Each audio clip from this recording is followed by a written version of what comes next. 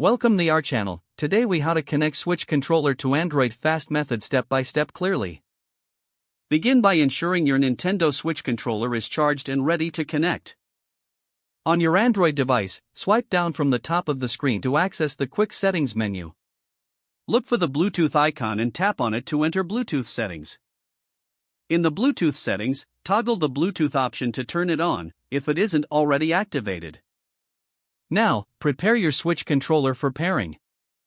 Press and hold the sync button located on the top of the controller until the lights begin to flash. Return to your Android device and wait for the controller to appear in the list of available devices. Once you see your Switch controller listed, tap on it to initiate the pairing process. After a few moments, you should see a message confirming that the controller is connected.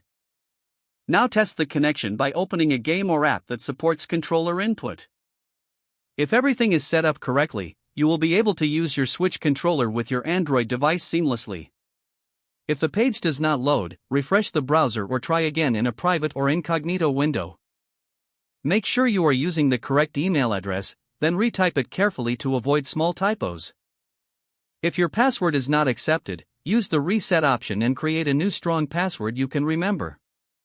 Check your spam folder for verification or security emails, then complete any requested confirmation steps.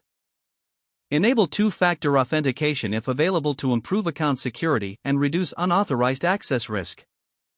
After signing in, review your profile details so your contact information and settings are accurate and current.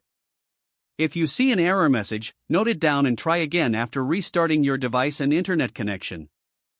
Log out when you finish, especially on shared devices, to keep your account and payment information secure. If the page does not load, refresh the browser or try again in a private or incognito window. Make sure you are using the correct email address, then retype it carefully to avoid small typos.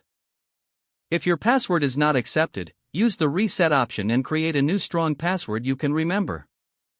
Check your spam folder for verification or security emails, then complete any requested confirmation steps. Enable two-factor authentication if available to improve account security and reduce unauthorized access risk. After signing in, review your profile details so your contact information and settings are accurate and current.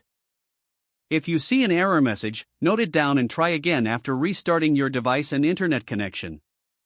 Log out when you finish, especially on shared devices, to keep your account and payment information secure. If the page does not load, refresh the browser or try again in a private or incognito window. Don't forget to like this video and subscribe to our channel for more step-by-step tech guides.